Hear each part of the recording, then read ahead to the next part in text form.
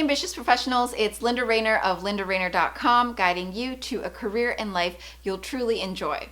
Now, as someone who has successfully transitioned from working in the corporate world, a corporate job, to then becoming my own boss as an entrepreneur, running my own online business, I have been able to learn quite a few things on what it is that you should do and what you shouldn't do in order to start your own business. And if this is something that's been on your mind lately and you've been wanting to learn more about that, I definitely want to share that with you. Here are my best 9 tips on what you should do and what you shouldn't do when it comes to starting your own business. So let's get into it.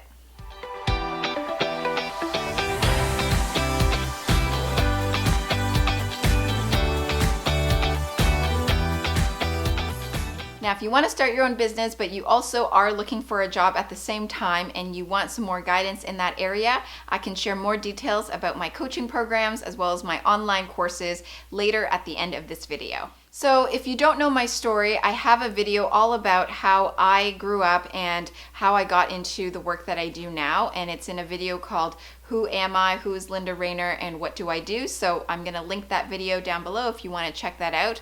But long story short, I started off my career working at a Big Four accounting firm. I was an accountant, I was a CPA, and then from there I transitioned and became a headhunter, a recruiter for 3.5 years, where I placed hundreds of people into full-time jobs, full-time careers in big companies, big and small.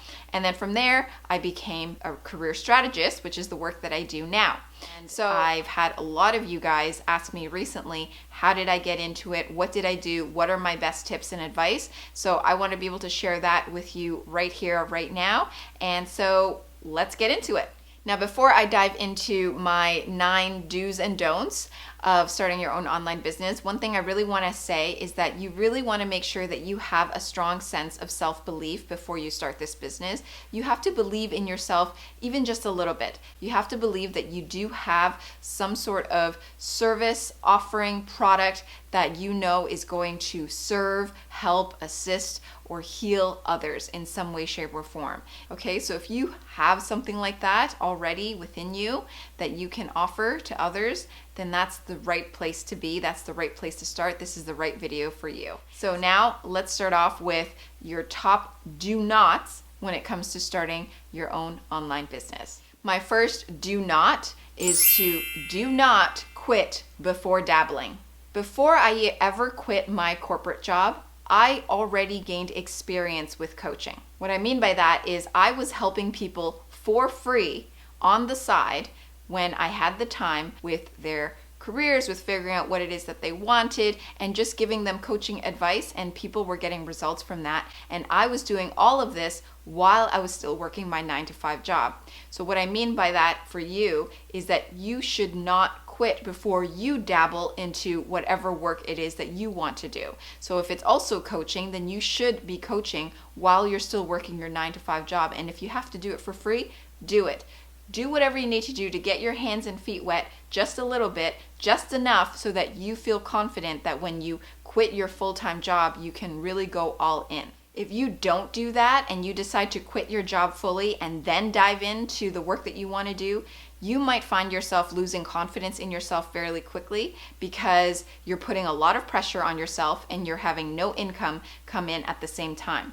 You need to be able to cover your bases, pay your bills. So that means keep your day job while working the job that you really love. You need to be able to balance both for a little while, and then you can fully transition once you feel good about the job that you do love. Tip number 2 is to do not quit without savings. Majority of the time, you're not going to be able to make money right away after quitting your job. It just doesn't necessarily work that way. There's always a little bit of a lag period where you really need to get things going, and during that time, you are going to need to live off of your savings.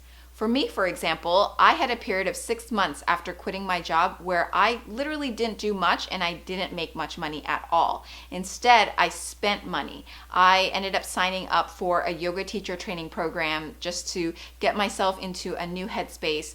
And I knew in the program that I was never going to become a yoga teacher, because I can tell you right now, I would be the worst yoga teacher you'll have. So I knew I didn't want to do that, but I invested in myself, and I took the time to just learn about yoga and learn about the different techniques of teaching yoga.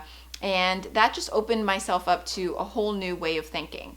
And I didn't make any money during that time. And then after that, I went traveling. I went to the UK. I traveled all over Europe.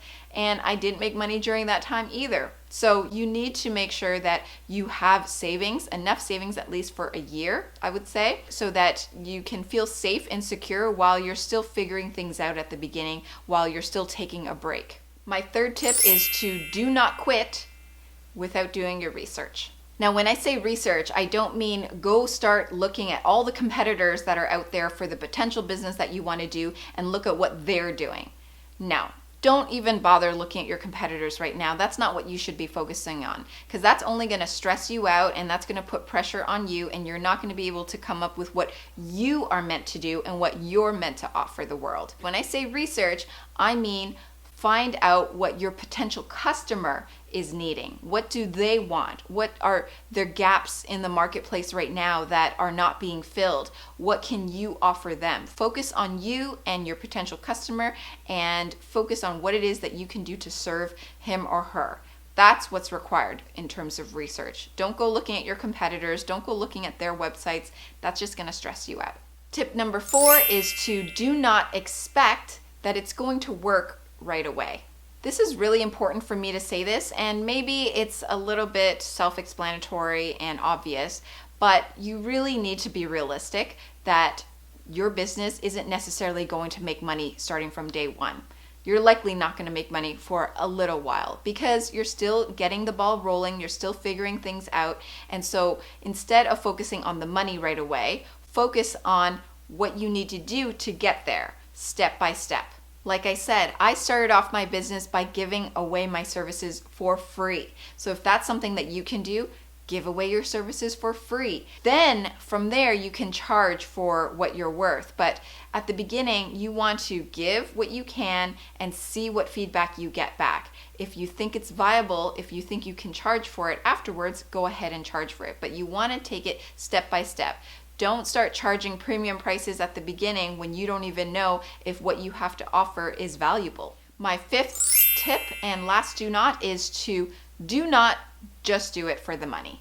Running your own business is something that gives you such a sense of freedom because you have the power and ability to decide what that business is about. You get to decide what you offer, you get to decide how you offer it, and the type of people that you want to work with and the type of people you want to serve.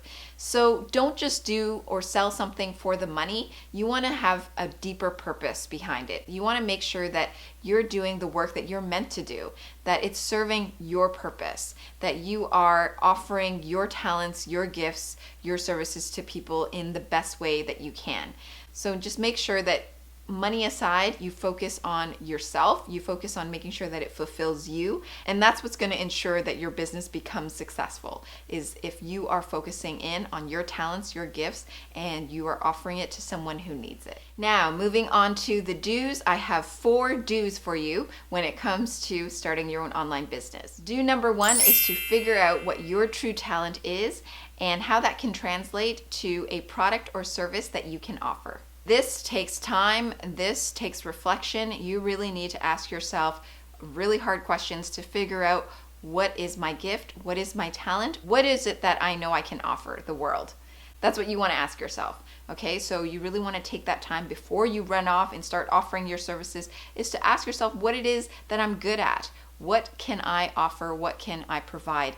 And you want to make sure that it's going to help heal, assist, serve people in some way, shape, or form. It doesn't matter what it is, if it's a service or a product, but that it does those things. Do number 2 is to feel your way through the process of your research.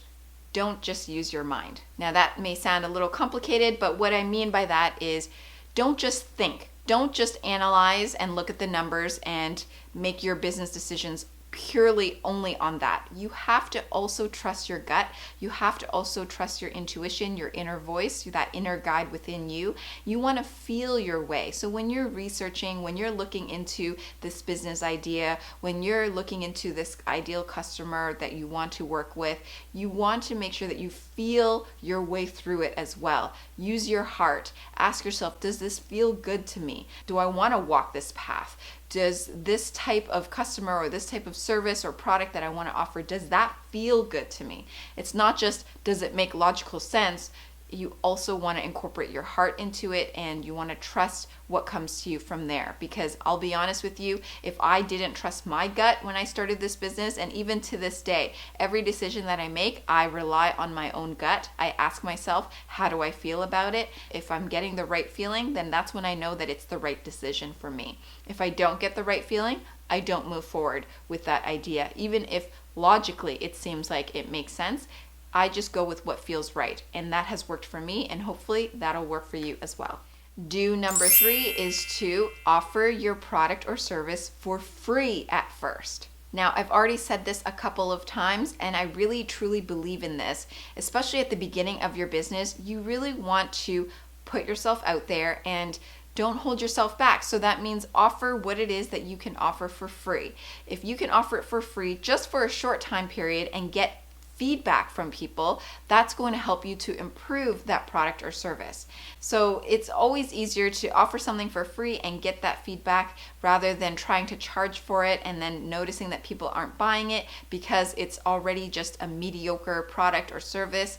You want to make sure that you improve on it at the beginning. You want to make sure you can do whatever you can to refine it. Now, if you have to charge, then fine, charge, but don't charge too expensively. You want to make sure that it's within a certain range that's affordable for people, so that again you can get the right feedback and you can refine it, you can improve on it, and then from there you can charge the rates that you do want to charge. And lastly, my last do is to get testimonials. This goes hand in hand with offering your product or service for free, but when it comes to getting feedback and getting positive testimonials, that is going to help lay the foundation for your business, especially if you're going to have a website, which hopefully you will. You'll develop your website, and some of the first things that you're going to be putting on your website are your testimonials. You want to show and prove to other people who are then going to come to see your website that what you have to offer works. And you want this to come from real people. Don't make up testimonials. That's not something I suggest. If you can get it from people that you don't really know too well, that's the best, because they're going to give you their raw feedback, and if they really are raving about it, you know that that's completely honest, and it's not because they're your brother or your sister and they're just saying good things about your business for you. So there you have it. Those are my 9 do's and don'ts when it comes to starting your own business. If you like these types of videos where I'm talking about business advice, starting your own business, that sort of thing, and you want to see more videos on this topic, then leave me a comment below so that I can prepare more videos for you all about this.